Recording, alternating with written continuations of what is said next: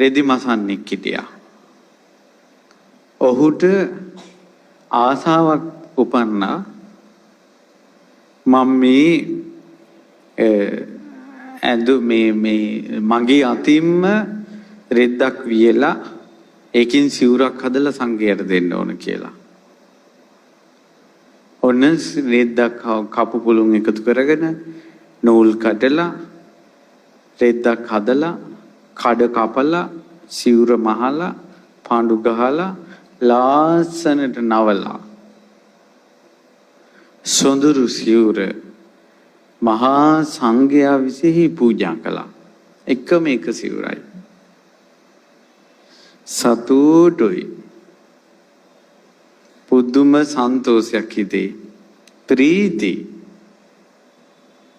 තේ සංඝයා දානි වර්ධනකට අර ඉස්සරහට ලස්සන සිවුර තියෙනවා. එතකොට මෙයාට හිතෙනවා මේ සොඳුරු සිවුර දැන් සංඝයා වහන්සේ නම පොරවගත්ත ගමන්ම කිලිටි වෙනවා. ඒ වගේ මම මේ සංඝයාට සිවුරක් පූජා කරලා පිරිසිදු කරගත් හිත රාග හිතක් ආවොත් කිලිටි වෙයි.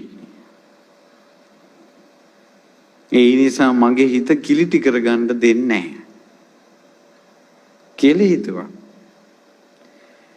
ඒ වෙලාවෙම හිතුවා මං දැන් දරු මල්ලෝ ඉන්න තාත්තා කෙනෙක් මේ. මං අද ඉඳලා බිරිඳ ළඟට යන්නේ නැහැ. දැන් ගෙදර යනවා. ගිහිල්ලා උන වැඩ කටයුතු කරලා රෑ පැදුරක් කරන් වෙනම නිදා ගන්නවා. එයා පැදුර එළුවේ මං කසාවතක් පූජා කරපු කෙනෙක්. මගේ හිත ගොඩාක් පැහැදුනා කරපු පිනට මං තවත් කාන්තාවක් එක්ක ඉඳලා මගේ පින් සිත කිලිටි කරගන්නේ නැහැ. ඒතර පැදුර දැන් බිම එල්ල නිදාගත්තා. ගෑණි කිව්වා මේ මොකද? ඇහුන්නේ වගේ හිටියා. ඒතර මේ ගෑණිගෙන් ඇනුම් පද අහන්නේ සිවුර පූජා කරගත්ත හිත රැකගන්න. දවස් දෙකක් තුනක් යනකොට හම්මෝ මේ ගෑණි කියන ඒවා ගොඩාක් නරක දේවල් කිව්වා. ඒ හැම එකක්ම ඉවසලා ඉන්නේ සිවුර පූජා කරපු පින්සිත කිලිටි කරගන්නේ නැහැ කියලා. ඔහොම කාලයක් යනකොට ගෑණි කිව්වා තෝ ඊට පස්සේ ගොඩාක් තෝ පිරිමියෙක්ද කියලා හොඳටම බැන්නා. බැනලා කිව්වා තෝ හිතන්න එපා අපිට කවුරුත් නැහැ කියලා. අපිට ඕන තරම් වස්තු තියෙනවා දරුවෝ දෙන්නත් තරම් මං යනවා කියලා මිනිහා දාලා ගෑණි ගියා. සිවුර පූජා කරපු එකේ පින මේ ජීවිතේම විපාක දුන්නද නැද්ද?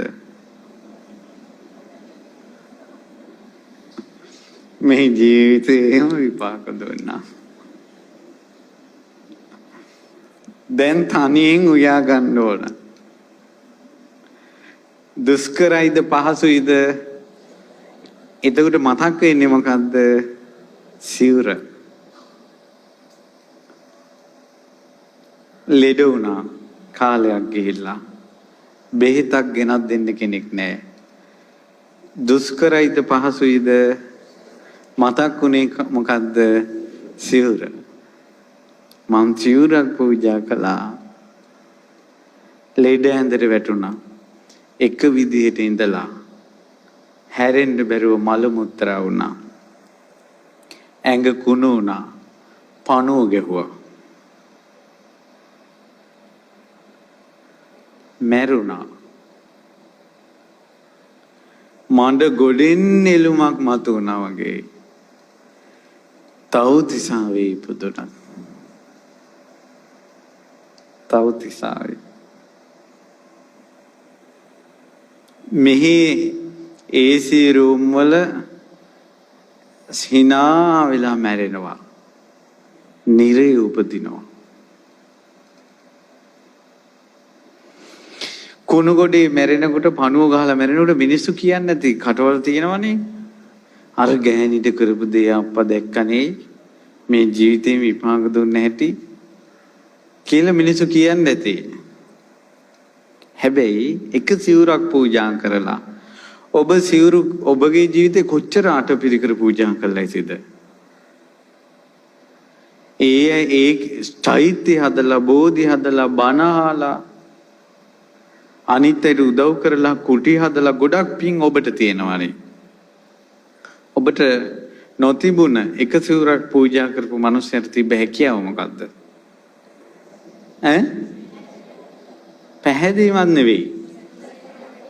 සිහි කර කර හිටපු එක. අපිට තියෙන ප්‍රශ්නේ මොකද්ද? පින් සිහි වෙන්නේ නැහැ.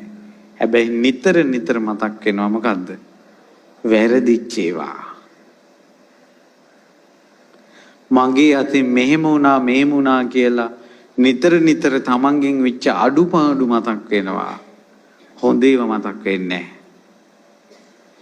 මේක මනුස්ස සංහතියට බලපෑපෝ මහා ශාපයක්. සංසාරේ යන සත්වයාට ශාපයක්. නිවන් දකින්න කැමති කෙනාට ශාපයක් මේ වැරදි මතක් වෙන එක.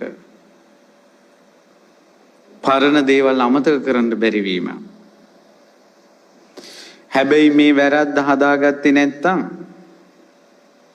මේ පසුතැවිලි වෙන එක හදාගත්තේ නැත්තම් වැරදි මතක් වෙන එක හදාගත්තේ නැත්තම් මතක් වෙන්නේ රාගික දේවල් නම් කාමයේ මුල් කරගෙන වැරදි කරපේවා නම් මරුණට පස්සේ යයි නාංග ලෝකේ.